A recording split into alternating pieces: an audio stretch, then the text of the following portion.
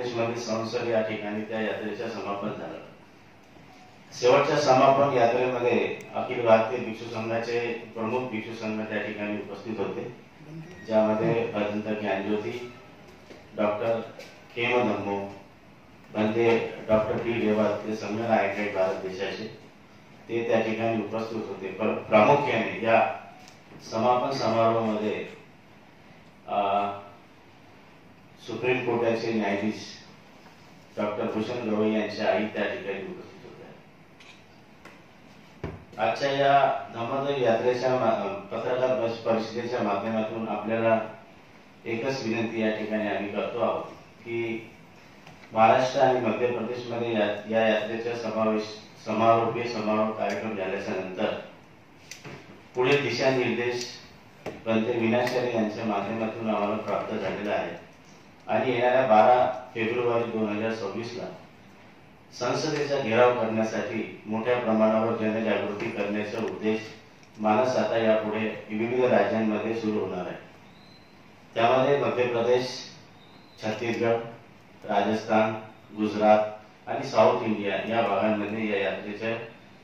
यात्रा पुन्हा सुरू होणार आहे आणि पवित्र दीक्षाभूमीवर या ठिकाणी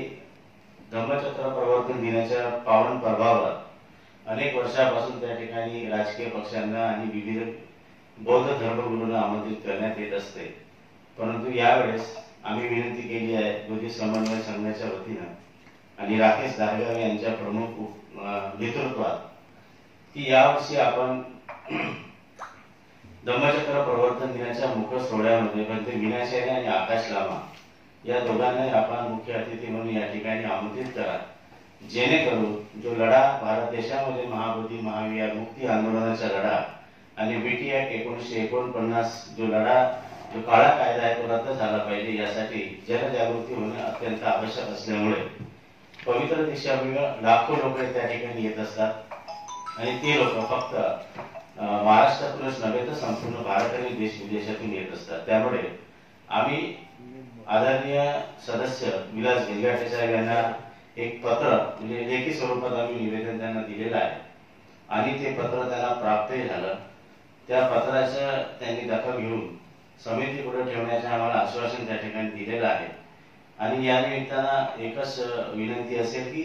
यावेळेस तरी किमान आज या मुख्य सोहळ्यामध्ये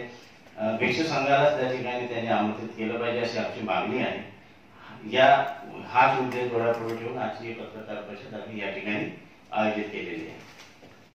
त्याच्यामध्ये आर गवई म्हणजे डॉक्टर राजेंद्र रामकृष्ण गवई यांनी स्वीकृती दिलेली आहे। पंत मीनाचार्य यांच्यासोबत फोनवर बोलणं पण